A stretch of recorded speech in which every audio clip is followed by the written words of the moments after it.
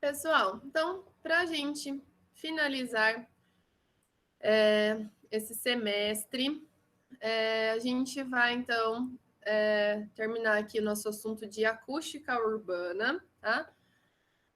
Na aula passada, que a gente começou a falar de acústica urbana, nós falamos sobre os ruídos, né, que a gente tem na cidade. E a maior problemática, na verdade, são os ruídos que vêm das vias, né, os ruídos de tráfego.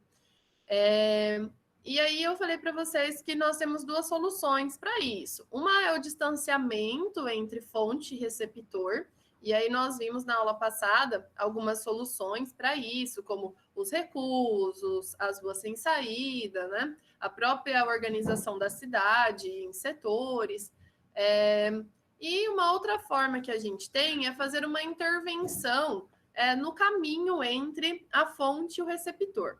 E é sobre isso que a gente vai falar hoje. São as barreiras acústicas, tá? Então, nós vamos falar sobre as barreiras acústicas. E, para finalizar, a gente vai falar um pouquinho de questão acústica ao ar livre. Então, quando a gente tem os teatros ao ar livre, auditórios ao ar livre. Então, o que é uma barreira acústica, né? A barreira acústica, ela é qualquer estrutura ou obstáculo que está impedindo ali a visão entre a fonte e o receptor. Então, esse elemento, ele vai promover a queda da intensidade sonora.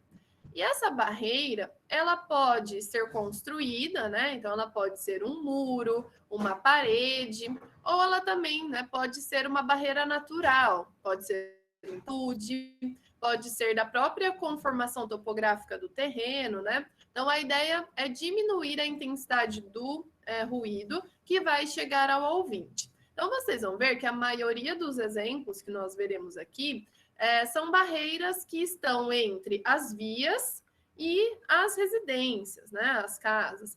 Então, geralmente é nesse tipo de espaço, né? Principalmente quando tem uma via muito rápida, uma rodovia, né? Próximo das residências das pessoas, a gente tem essa necessidade das barreiras acústicas. Aqui nós temos alguns exemplos de barreiras acústicas naturais. Quando a gente tem, né, a rua e o terreno, né, no mesmo alinhamento, a gente tem aqui, né, tá lá, que é muito pobre a questão acústica, né? Porque eu não tenho sombras acústicas, eu não consigo ter um controle aqui do ruído que chega até a casinha.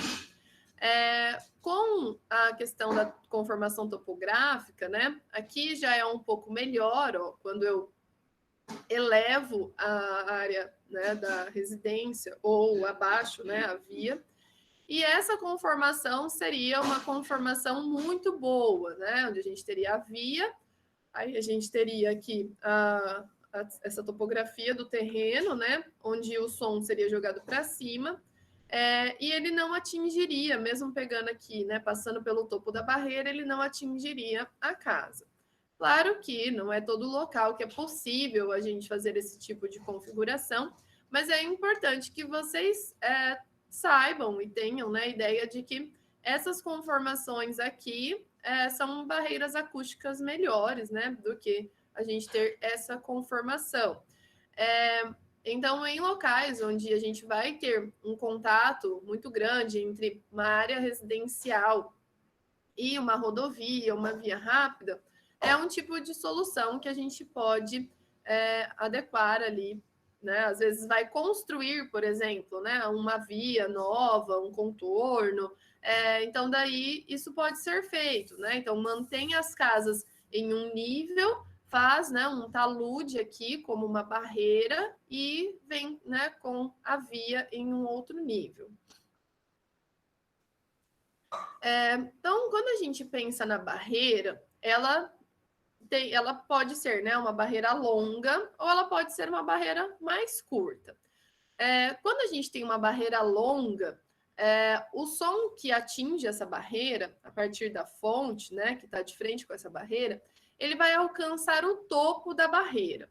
E no topo da barreira, o som ele vai sofrer o fenômeno de difração. Então, vejam aqui nesse desenho. A gente tem a barreira aqui, tá? Esse muro, e vão acontecer todas as propriedades, né? Dos sons aqui nessas barreiras. Então, a barreira vai ter parte do som sendo refletido de volta para a fonte. Uma parte do som também é absorvida, transmitida para o outro lado. Uma parte do som vai ser desviado pela barreira e aqui, né, tem esse fenômeno de difração, que é quando uma fonte sonora ela encontra o topo de uma barreira ou até mesmo se tivesse alguma abertura na barreira, ela se espalha. E esse fenômeno de difração faz com que diminua a intensidade do som. E além disso, né, a barreira, ela causa aqui nessa região, logo após dela, o que a gente chama de zona de sombra acústica, tá? Então, a gente tem, né, duas situações aqui em relação à barreira, dependendo do formato e dos materiais dela. De um lado, eu acabo muitas vezes intensificando o som, e do outro, eu gero uma sombra acústica. Na aula passada, eu mostrei isso para vocês, nas edificações que serviam, né, como barreiras. Então, de um lado elas intensificam, do outro elas geram as sombras acústicas. Então, nós vamos falar um pouquinho sobre os materiais que podem ser usados nessas barreiras, para que a gente não tenha uma intensificação muito grande do som, e até mesmo o formato da barreira. Então, a transmissão, alguns fatores, né, que podem complicar ali a eficiência da nossa barreira, a gente começa aqui pela transmissão sonora através dela. As barreiras acústicas, elas não devem apresentar nenhum tipo de abertura na sua face ou na região que tem contato com o solo, porque essa transmissão através de aberturas, ela pode ser muito significativa. Que ali a gente teria, né, um buraco, né, uma passagem direta do som. Então, isso acaba influenciando muito na eficiência da barreira. Então, uma barreira acústica, ela tem que ser estanque. E por que a gente fala ali da região em contato com o solo? Vocês vão ver que muitas barreiras, elas são, por exemplo, de placas metálicas, né? E aí, elas são colocadas ali, né, no solo, e a gente tem que ter o cuidado de não ter frestas entre essa placa e o solo logo abaixo dela. Então, ela tem que ser realmente ali, né, enfiada mesmo no solo para não ter passagem de som. E a barreira acústica, ela também não precisa de nenhum material muito, né, absurdo aí, são coisas normais do dia a dia, né? Então, para que ela tenha um bom desempenho, a densidade superficial dela tem que ser em torno de 20 quilos, pelo menos, né, 20 quilos por metro quadrado. Então, a gente vai ver que dá para fazer barreira de concreto, dá para fazer barreira metálica, até mesmo algumas barreiras a gente vai ver de vidro e de policarbonato, que daí tem uma função um pouquinho diferente em relação a essa questão da densidade, que eu já vou explicar para vocês, tá? Então, geralmente, o mais comum é a gente ter barreiras metálicas ou de concreto. Um outro fator importante da gente analisar é que essa barreira, uma hora, ela vai ter um fim, né? Então, ela vai, né, ter ali o final dela. Então, a gente vai ter a saída do ruído através do que a gente chama ali dos flancos da barreira, né? Das laterais dela. Então, nas rodovias, que é geralmente onde a gente tem essas barreiras, lá nas bordas laterais, onde essas barreiras acabam, a gente acaba tendo a penetração dos ruídos, né, através dela.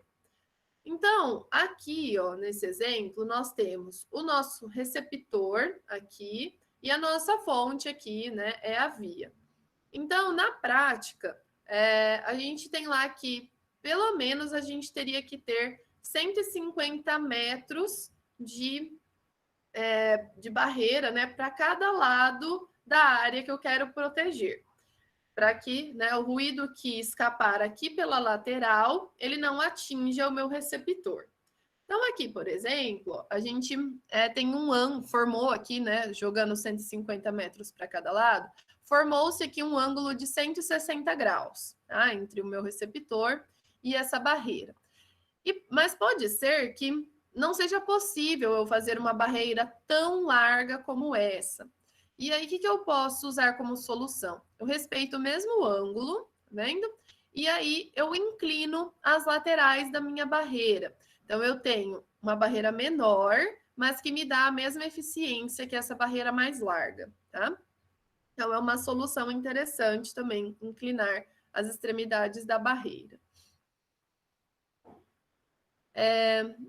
Outro fator complicador é quando a gente tem uma transmissão sonora por cima da barreira. Claro que essa transmissão vai acontecer, mas tem alguns fatores que aumentam, né, essa transmissão por cima. Então, tem 3 mecanismos que acabam espalhando o som por cima da barreira, reduzindo a eficiência dela. O primeiro fator são árvores próximas da barreira e com altura superior a ela. Então, na aula passada, eu mostrei esse desenho aqui para vocês, ó. Então, a gente tem a nossa fonte, a gente tem o som, né, sendo absorvido pela atmosfera, a gente tem aqui, né, uma área arborizada mais densa, tem a questão dos ventos e da temperatura. Aqui tem, né, a difração, e a gente viu aqui, ó, que quando eu tenho uma árvore próxima da barreira e mais alta do que ela, na copa da árvore, a gente tem um espalhamento do som. Então, isso daqui, essa situação, pode fazer com que eu diminua a eficiência da minha barreira. Outros fatores são os espalhamentos pelas edificações próximas e as turbulências atmosféricas. Então, o espalhamento pelas edificações próximas seria o seguinte, vamos voltar aqui nesse desenho.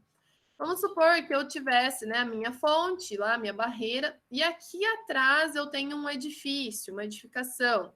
Que vai acontecer? Vai bater o som no edifício e vai refletir em direção à barreira. Então, se eu tiver aqui um elemento que faça isso, ele também pode diminuir a eficiência da minha barreira. Em relação às turbulências atmosféricas, na aula passada eu expliquei para vocês de que maneira que o vento e a temperatura podem influenciar na dissipação do som, né?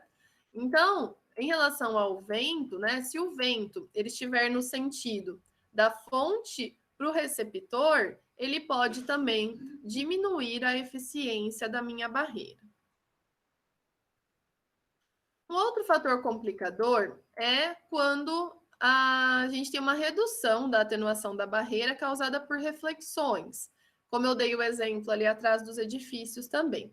Mas isso ocorre bastante quando nós temos 2 barreiras paralelas uma à outra. Então, o que vai acontecer? O som, né, o ruído que está acontecendo aqui na via, ele vai bater, né, vamos supor que a gente está estudando esse lado aqui da barreira. Então, ele bate na barreira do lado oposto e intensifica o ruído.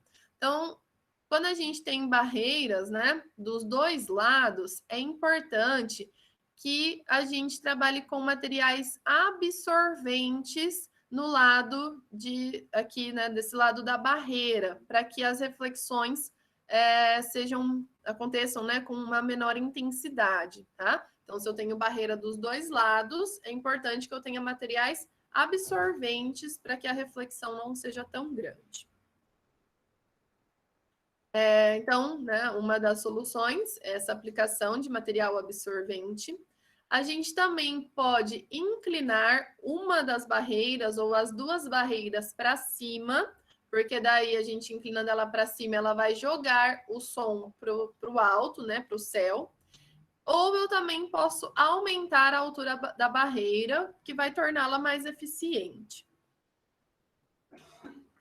Então, como os raios emitidos pela fonte, eles vão ser refletidos, né? A forma e os materiais da minha barreira têm que ser muito bem pensados. Então, utilizar materiais absorventes é interessante para amenizar os raios refletidos e o formato da barreira, a gente tem que pensar nele também para onde ele vai jogar os raios sonoros. Então, lembrando que serve aquela mesma questão que a gente estudou para os espelhos acústicos, tá? O mesmo ângulo de incidência, o raio sonoro vai ser refletido. Então, a gente tem que pensar em maneiras de não concentrar o som em locais que possam gerar um incômodo sonoro. A eficiência da barreira, ela também depende da frequência do som que está sendo bloqueado. Então, as barreiras, elas são mais eficazes para os sons de alta frequência, porque sons de alta frequência, os sons mais agudos, eles tendem a se refletir.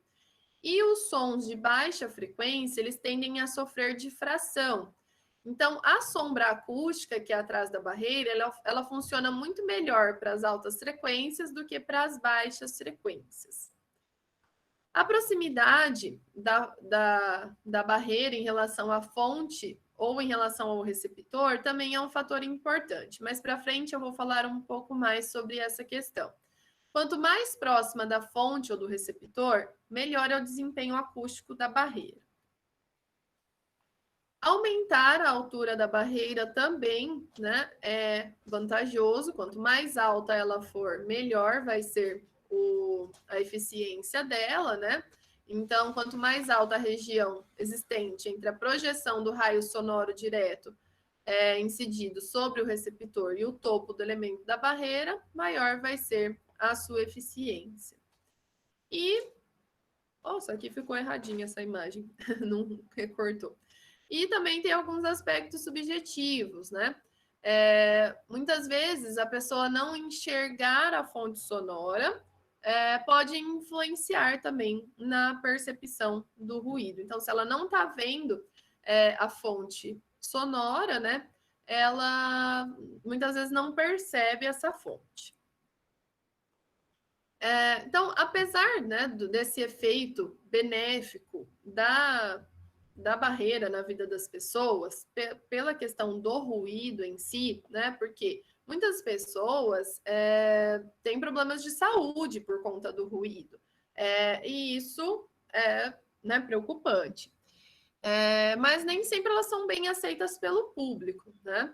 Então, elas podem ter efeitos negativos, tanto para os moradores, que estão de um lado da barreira, quanto para os condutores de veículos, que estão do outro lado da barreira. Então, primeiro, os moradores, né? Aqueles que estão envolvidos por uma barreira acústica. Eles têm como efeito negativo, né? Restringir o campo de visão deles, provocar uma sensação de encarceramento, de perda de luz natural e impedimento de circulação de ar. Então, as pessoas têm, né, esse efeito negativo das barreiras.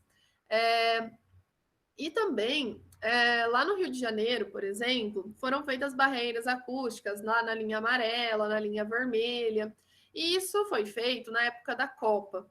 E aí foram feitas, né, barreiras metálicas, só que o que tem ao redor, né, da linha vermelha e da linha amarela? A gente tem as comunidades, né, as favelas.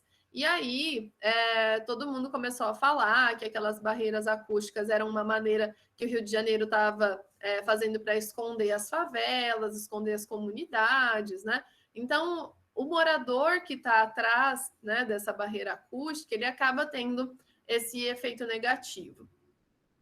E para o condutor, né, também muitas vezes não é interessante, né? Ele está passando ali pela estrada e ter o tempo todo aquela estrada fechada, porque ele não tem visibilidade da paisagem, né? Se torna algo mais monótono, dá um efeito de túnel, né, para quem está passando. Então, apesar das vantagens, né, de benefício à saúde das pessoas que a barreira tem, ela dá esses efeitos negativos, né, das sensações que as pessoas têm ao estarem ou morando do lado, né, da barreira ou passando pelas vias que tem barreira acústica. E aí aqui foi uma solução que buscaram, né, em barreiras metálicas, foi colocado de espécie de uma foto, né, realística do lado de lá na barreira. Então, para que de partes em partes tem, né, um adesivo desse aqui, para a pessoa não ter, né, essa sensação tão monótona, né, para o motorista que está passando por essas barreiras acústicas. Essas barreiras, elas podem ser de diversos materiais, como eu tinha comentado com vocês.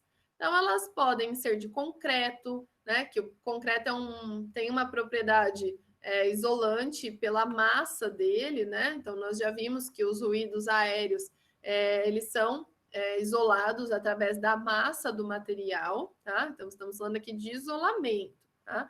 Então, o concreto vai funcionar bem. Também é muito utilizado as barreiras metálicas, né? E as barreiras metálicas, a gente pode fazer, né, as chapas duplas, e do lado da fonte sonora, essas chapas podem ser perfuradas e elas podem ter recheio de lã de rocha ou lã de vidro. Por quê? Daí a gente faz um ressonador, né? Então, o ruído vem, entra nos buraquinhos da chapa e é absorvido lá dentro. Então, uma forma de atenuar os ruídos que seriam, né, na verdade, daí refletidos pela barreira. A gente também pode ter barreiras de vidro ou de policarbonato. Essas barreiras, elas vão funcionar como barreiras refletoras, tá? Coloquei aqui. Porque elas não são materiais que têm uma grande massa, né? Se forem de vidro, que não é muito utilizado, tem que ser vidros de segurança. Porém, a gente tem que lembrar, né, do perigo para os pássaros e também pode acontecer a reflexão da luz do sol nos olhos dos motoristas. Então, isso tem que ser muito bem estudado. Essa questão do vidro e dos passarinhos é uma grande problemática que a gente tem nos grandes centros urbanos, né? Eles trombam nos vidros que são espelhados, achando, né, que tem continuidade o céu. Eles trombam nos vidros transparentes, achando que tem continuidade. Então, tem que tomar um pouquinho de cuidado aí com a natureza. O policarbonato, ele é mais utilizado do que o vidro. Também, né, nos dois casos, eles permitem a integração da paisagem, né, mas a gente tem que levar em consideração o custo, né, dessas barreiras. O que é feito em algumas barreiras acústicas é combinar barreiras que são opacas com partes de barreiras transparentes. Então, sei lá, 10%, por exemplo, da barreira vai ser transparente. Então, eu tenho um pedaço metálico, um pedaço transparente, um pedaço metálico, um pedaço transparente, para diminuir aqueles efeitos negativos que a gente viu ali atrás. Então, uma opção também, ou um pedaço de concreto e um pedaço transparente, tá? Também pode ser feito dessa forma. A gente também pode ter barreiras feitas em madeira, né? Só que a madeira daí não dá para ter uma barreira muito alta. Então, para áreas rurais, né, onde não precisa atingir uma grande altura, também pode ser uma opção utilizar a madeira. Ela também pode funcionar como um ressonador, né, igual as metálicas. Então, uma opção também interessante. E temos também as barreiras naturais, né? As barreiras naturais, elas vão se integrar bem com a paisagem, né? Melhor do que, né? Visualmente é melhor do que uma barreira metálica ou uma barreira de concreto. E elas podem ser combinadas com as barreiras artificiais.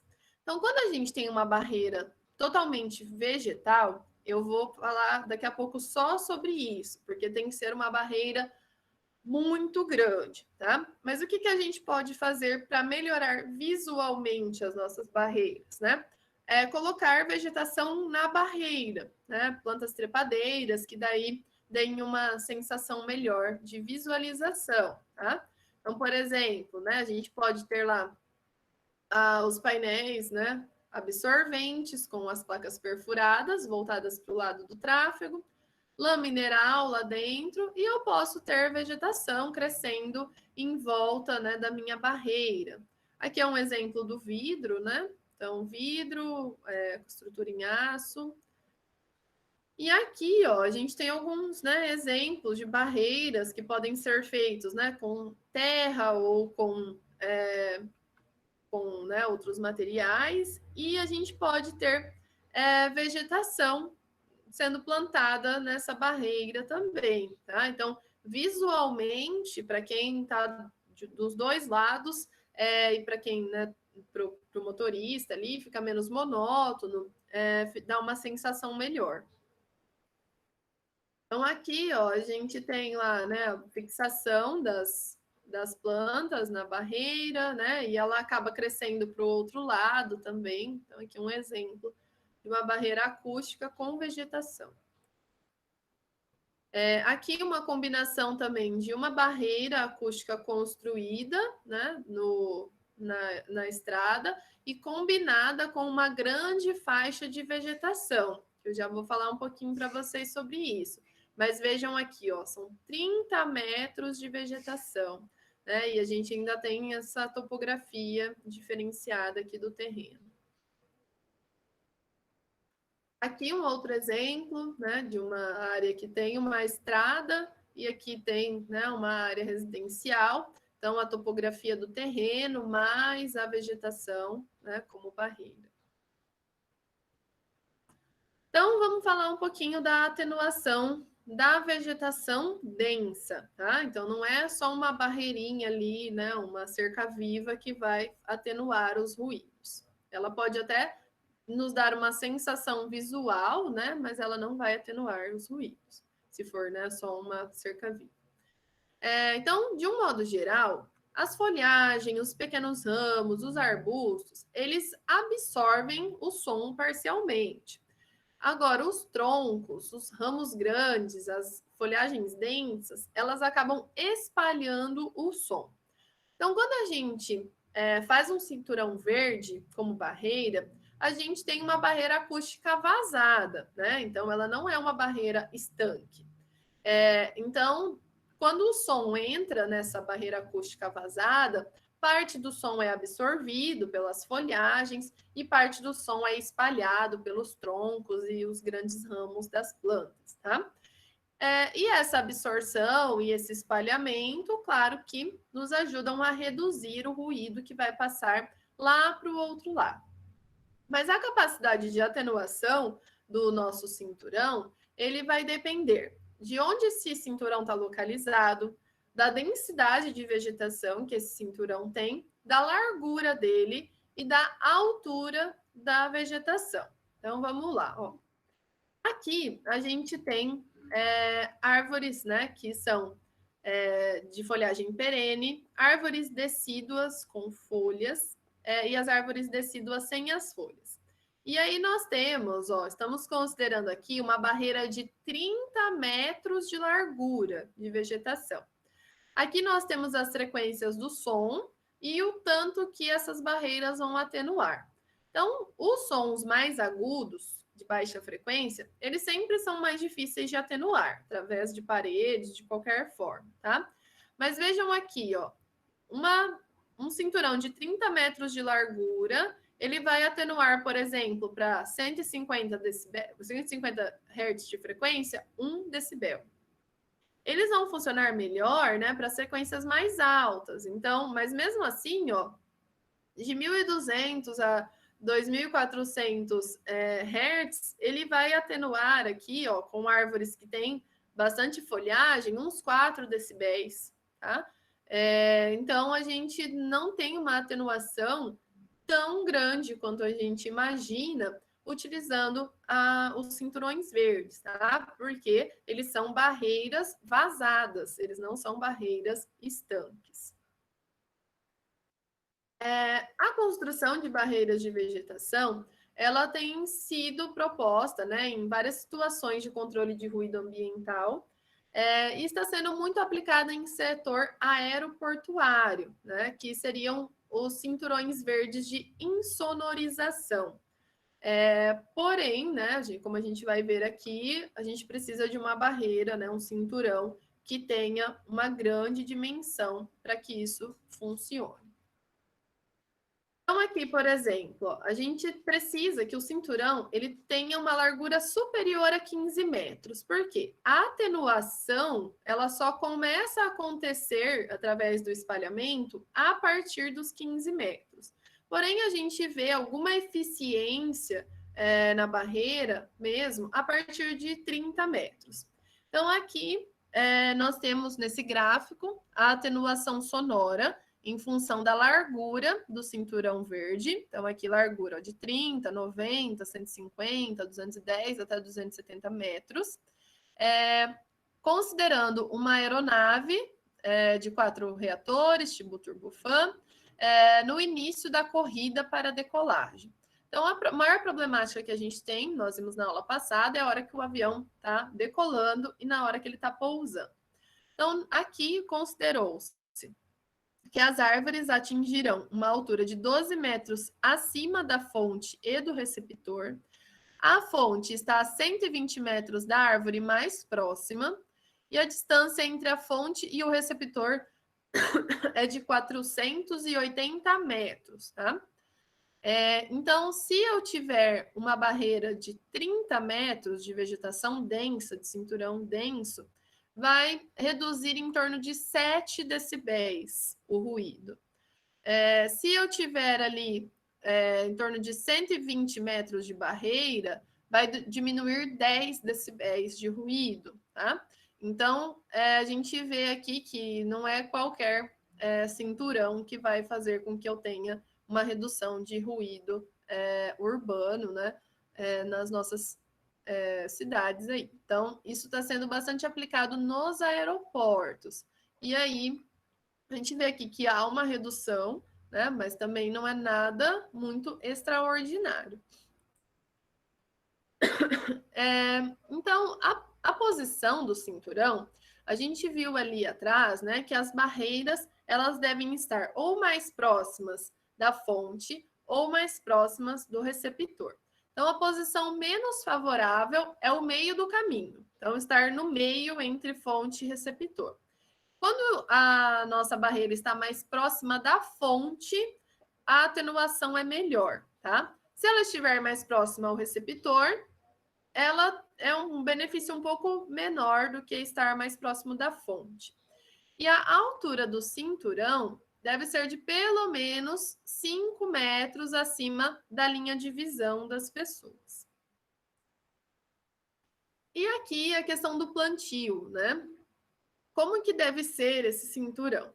Então, ele deve ser uma espécie de bosque denso, né? Para que o ruído, né, ele não se propague por baixo das copas, né, logo no primeiro extrato. Então, o que isso quer dizer? Que eu não posso ter só árvore, né? Eu preciso ter bastante vegetação no meio dessas árvores. Eu preciso realmente ter uma vegetação densa. Então, para que eu tenha uma vegetação densa, seria o seguinte: eu olho para esse cinturão verde e eu não enxergo lá do outro lado, tá? Então, entre as copas das entre os caules das árvores, tem que ter outras vegetações menores. Então, visão impedida de um lado para o outro da barreira. A gente também deve plantar as vegetações com a altura decrescente no sentido da fonte, para direcionar as ondas para cima. Então, vamos pensar o seguinte: a nossa fonte está aqui, as árvores menores devem estar mais perto da fonte e vai aumentando no sentido do receptor. Porque o som que for batendo nas copas das árvores, ele deve ser daí refletido para cima, tá? E não em direção ao nosso receptor. E é preferível que a gente trabalhe com vegetação perennifólia, que são aquelas que não vão desfolhar durante o ano, tá? Então, que elas permaneçam, né, com folhas durante o ano todo. Então, não pode ser vegetação caduca, que no inverno fica totalmente sem folhas. E uma outra opção que temos também de barreira são os túneis, né? Os túneis são bastante utilizados para parte de veículos, para trens também. Tem muitos locais que têm a problemática do trem passando no meio da cidade, né? Então, os túneis são uma forma de proteção sonora eficiente em determinadas situações. Porém, devemos lembrar, né, que dentro do túnel a gente tem uma intensidade sonora muito grande.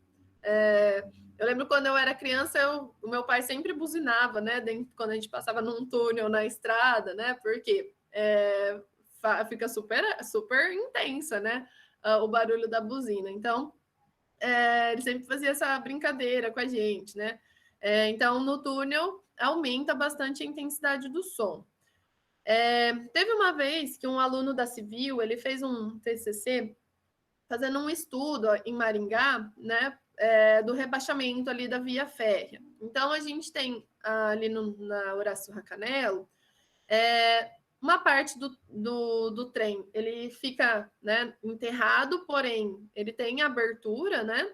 Uma outra parte ali, bem no centro, ele fica totalmente fechado no túnel. Só que depois, lá no final, quando chega lá perto do Catuaí, ele fica aberto novamente, né? E aí esse aluno ele estudou de que maneira o ruído do trem influenciava na vida das pessoas que estavam ao redor do trem, né? Nessas 3 situações. E aí quando ele fazia algumas perguntas para as pessoas sem falar no começo o porquê, qual que era a pesquisa dele, né?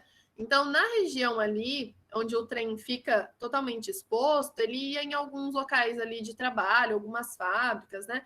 E perguntava para as pessoas se elas tinham alguns sintomas, como dor de cabeça, alguns incômodos, né? Que podem ser ocasionados pelo ruído do trem que está passando ali, né? E ele percebia que naquelas áreas as pessoas tinham muitos sintomas relacionados a isso. Então, realmente, né, o túnel é uma opção aí para a gente conseguir ter uma proteção sonora em algumas áreas da cidade. Gente, então, sobre barreiras urbanas, tá? É isso que a gente tem. Se vocês tiverem alguma dúvida depois, tá? Depois a gente pode falar um pouquinho mais sobre. E agora vamos falar sobre os auditórios ao ar livre, né? Os teatros ao ar livre. Quando a gente vai fazer esse tipo de estrutura, tem vários pontos a serem estudados ali para o projeto, né? Então, o primeiro deles é o público. Então, se eu quero fazer um auditório ao ar livre, em que não seja necessário utilizar a amplificação eletrônica, usar, né, as caixas de som, eu devo me limitar a um público ali de mais ou menos 600 pessoas, tá? No máximo de 600 pessoas. E aí eu vou ter que estudar, né, para esse auditório ao ar livre, de que forma ele vai ser utilizado. Então, ele vai ser utilizado para música, ele vai ser utilizado para palavra falada, para que vai ser utilizado, em que época do ano ele vai ser utilizado, em que horários ele vai ser utilizado. Por quê? Nós vimos que as condições climáticas elas vão influenciar na propagação do som. Então, isso vai influenciar se meu auditório vai ter sucesso ou não, né? E são fatores igual ao tipo de fonte, a mesma coisa que a gente estuda lá num auditório fechado também, tá? Então, a primeira coisa que a gente vai analisar para pensar em um auditório ao ar livre é o vento predominante. Então, o vento predominante, ele que vai determinar a orientação do meu teatro. Então, no caso, eu quero que o som vá do palco para a plateia. Então, eu vou sempre pensar na implantação do meu teatro dessa forma. Então, se eu tenho lá o vento predominante de Nordeste, eu vou colocar o meu palco nessa direção para que o vento leve o som para a plateia. Porém, né, a gente pode ter mais de uma direção predominante. E aí, isso pode mudar durante os horários do dia, e aí pode ser uma premissa do meu projeto. Mas se eu tenho, né, 2 ventos predominantes, eu vou ter que escolher um deles para fazer a implantação desse meu teatro, né? E aí eu vou ter que proteger a minha plateia do outro vento predominante. Então, vamos supor que eu tenho lá o vento, igual aqui em Maringá, eu tenho um vento predominante de leste durante o dia e eu tenho o vento predominante de nordeste durante a noite, né? Então, seriam ali minhas 2 direções de vento predominante. Então, eu escolho lá o vento de nordeste para implantar a minha edificação, só que daí eu vou ter que fazer uma barreira para o leste, né? Pode ser um muro, uma cortina de árvore, que vai impedir o vento, né, de vir de uma direção contrária. No caso, essa minha barreira aqui é uma barreira de vento, tá? Não é uma barreira acústica. E aí também a gente viu na aula passada que durante a noite, no início da noite, a gente tem um gradiente positivo de temperatura. Então, nesse período, é mais interessante para usar um auditório ao ar livre, porque nós vimos que no período da noite o som se propaga melhor, né? Pelo gradiente positivo, ele acaba jogando o som para baixo. E durante o dia, que o gradiente é negativo, a gente acaba tendo sombras acústicas perto do solo e o som é jogado para cima. Outro fator a ser analisado é afastar o nosso auditório ao ar livre de fontes de ruído. Então, ele deve estar longe de vias de trânsito, de zonas industriais ou comerciais. Tá? E, como nós vimos ali, né, as barreiras acústicas, para elas serem, né, elas terem a eficiência delas, né, elas precisam de vários cuidados. Então, muitas vezes eu não quero fechar esse meu auditório, né? Ele vai estar numa praça, algo assim. Então, é importante que ele esteja mais afastado das fontes de ruído. Então, o projeto arquitetônico de um auditório ao ar livre, né? A gente deve levar em consideração a forma do auditório, né? Principalmente da plateia, para que tenha uma boa visibilidade e uma boa audibilidade. Então, nós já estudamos os formatos de plateia, que são mais interessantes nesse bimestre, né? Antes da gente fazer os seminários. Então, servem as mesmas considerações que fizemos para os teatros fechados. No caso do teatro ao ar livre, é muito importante que a plateia seja inclinada, tá? Se for totalmente plano, a perda de som, né, a cada fileira é de 1 a 2 decibéis. Então, é importante que a gente tenha uma inclinação ali de, no mínimo, 12 graus. Como a gente sabe, qualquer tipo de som, né, ele é tridimensional. Então, ele pode até ter uma direcionalidade, mas ele vai para todos os lados. Então, é importante, ao ar livre, para que a gente não perca o som que vai para trás, que a gente tenha o palco rodeado por paredes, né? Então, parede no fundo, parede do lado e teto. E que esses elementos que estão ao redor do palco sejam elementos refletores, né? Então, é necessário um estudo geométrico adequado para esses elementos que vão estar em volta do palco, o que é chamado, né, de concha acústica. Esse nome concha acústica, às vezes ele induz a um erro de interpretação. E quando a gente pensa numa concha da natureza, ela é uma superfície côncava, né? Só que a superfície côncava, nós vimos que ela concentra o som em um determinado ponto. E as conchas acústicas, elas têm que ser formadas por superfícies que vão direcionar o som para várias áreas da plateia, que seriam os nossos espelhos acústicos, né? Então, a gente tem aqui um corte, né, de uma concha acústica, então ela tem vários elementos ortogonais que vão jogar o som para a plateia. Aqui a gente tem uma imagem da concha acústica do Teatro Castro Alves, em Salvador, na Bahia. Então, vocês podem perceber que ela tem esse formato, né, de fechamento lateral, teto e parede posterior, né? E que por dentro ela tem toda uma rugosidade, que são os painéis refletores de som.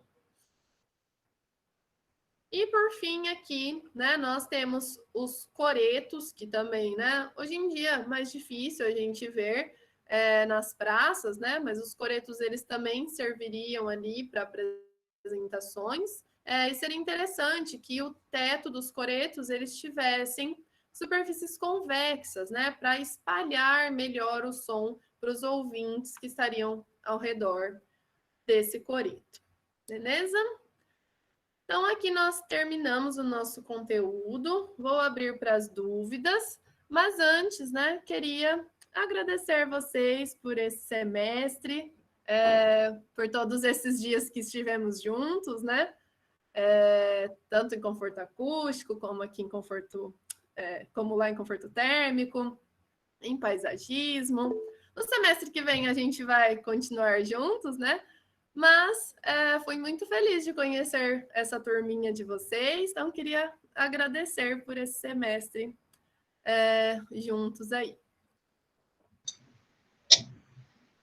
Obrigado você, Pro. Você é muito Agradecer querida. pela paciência, né? Dos perrengues aí da tecnologia. Foi ótimo. Você Obrigado. saiu super bem. Obrigado você, professor. A gente que agradece. Né? Agora na prova tem que pegar leve com a gente, hein? Pro, a gente que agradece. Já que Aluno não gostou. deixa de ser folgado nem no agradecimento da gravação. Né? Dividir Não é na... fácil. Não é fácil mesmo. Pro, mas semestre que vem você vai dar aula pra gente de novo, né? Vou. Aí vai ser o quê? Econômico, iluminação e provavelmente daí a outra parte de paisagismo, né? Dos parques e praças. Então a gente se vê. Quantas turmas você tem? Meu Deus do céu. Eu dou essas 3 disciplinas, aí eu dou aula para o primeiro ano, mas aí no semestre que vem eu não vou mais dar aula para eles. Dou aula para o 5º ano, as 2 turmas do 5º ano. A professora tá ficando famosa no YouTube já. Eu já conheço todo mundo do curso. Porque eu já Do dei aula curso. E dormir, você dorme alguma hora ou não? De um jeito, né? Eu dou aula em outra faculdade também. Meu Deus do céu. Parabéns, porque olha... Mas já foi pior, gente.